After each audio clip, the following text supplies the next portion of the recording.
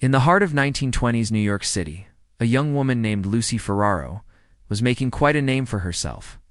She was the most sought-after singer in the most popular nightclub in town. But behind that dazzling smile and enthralling voice was a secret that threatened to shatter everything she had worked so hard to build. The year was 1926, and the city that never sleeps was indeed living up to its reputation. Jazz music filled the air, champagne flowed like water, and flappers danced the Charleston with reckless abandon. In this era of indulgence and excess, there was one place that stood out above all others: the Cotton Club. It was here that the rich and famous came to be seen, and where aspiring entertainers came to make their dreams come true.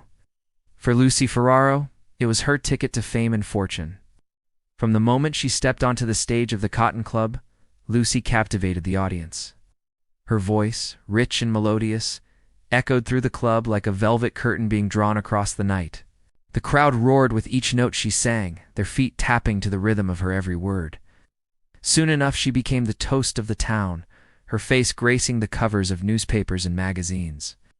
Everyone wanted a piece of Lucy, from the infamous mobsters to the city's most eligible bachelors. But Lucy had eyes only for one man, a handsome young reporter named Michael Collins. Michael was different from the men who frequented the Cotton Club. He wasn't interested in Lucy's fame or fortune. He saw beyond the glitz and glamour, connecting with the real person beneath it all. Their love story unfolded amidst the smoky haze and the vibrant lights of the club. Stolen glances across the crowded room, shy smiles and whispered promises under the moonlight. For a moment, it seemed as if their love could conquer all. But lurking in the shadows was the harsh reality of the time, an era dominated by organized crime, and Lucy's past was about to catch up with her, threatening to tear everything apart. Lucy had a secret, one that she had buried deep within her heart and managed to keep hidden even as she rose to fame. She had once been involved with the notorious mobster Sal Maranzano. At the time, she was just a young performer trying to make it in the city. Sal, with his slicked-back hair and tailored suits, had seemed like a knight in shining armor, rescuing her from the harsh realities of life and giving her everything she ever wanted. But behind that charming facade was a ruthless gangster, a man who would stop at nothing to protect his own. And when their relationship ended, Sal refused to let her go. Now, years later, as Lucy basked in the spotlight at the Cotton Club, Sal's possessive nature had become a menacing presence in her life. His men would often be seen loitering outside the club, their eyes sharp and unwavering. And then there were the gifts, expensive presents left at her dressing table, accompanied by a single red rose, a silent threat and a reminder of her past. Lucy had hoped that her relationship with Michael would bring Sal to see reason, that he would understand that she was no longer the same girl he had known. But as weeks turned into months, it became clear that Sal's grip on her life was only tightening. Then came the incident that changed everything. One fateful evening, Michael was waiting for Lucy outside the club after her performance. But before he could even approach her, a group of men stepped out of a black car and blocked his way. Sal Maranzano stood among them, a cruel smile playing on his lips. With a wave of his hand, those men roughly pushed Michael aside and walked towards Lucy, their eyes fixed on the terrified expression on her face. "I thought you were going to leave me alone," Lucy whispered, her voice shaking. Sal leaned in close, his breath hot on her ear. "Can't do that, sweetheart. You know I can't." Before she could respond, he straightened up and gestured to the men behind him. "Take her for a ride, boys," he said, his voice laced with malice. "And make sure she understands what happens when she crosses me." They grabbed her arms, but she bit one of them so hard that he howled in pain. That made Sal angry. He slapped her hard across the face, and he looked at Michael, whose face was twisted with anger but who couldn't get past the men surrounding him. "Tell your precious reporter to stay out of this," Sal said, his eyes blazing with fury.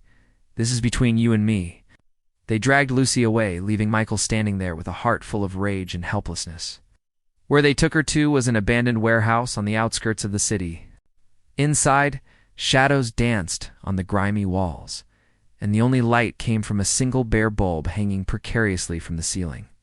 Sal sat on a rickety table, his gaze fixed on Lucy, who cowered in a corner. "Why won't you just leave me alone?" she cried, her voice echoing in the vast emptiness. "Because you're mine, sweetheart," Sal replied, his voice low and dangerous. "And no one can take what's mine."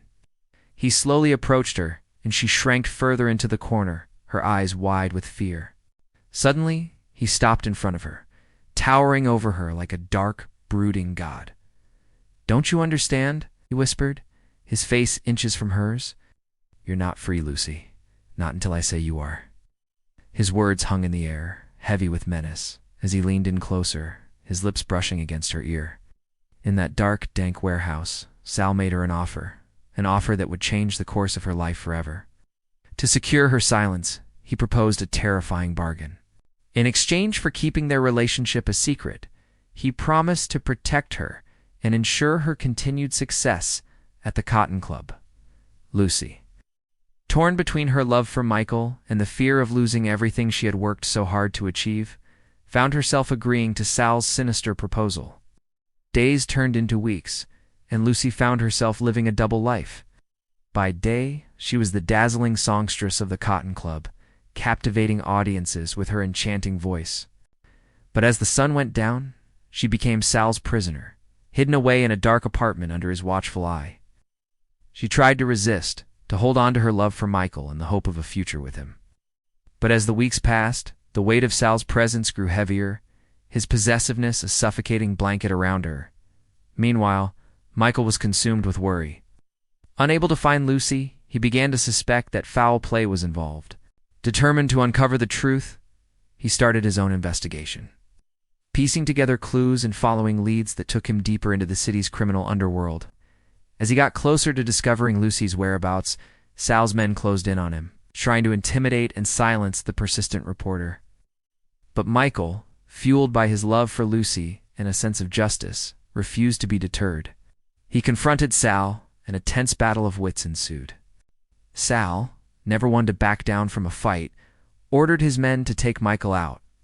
But Michael, prepared for this, had called for backup.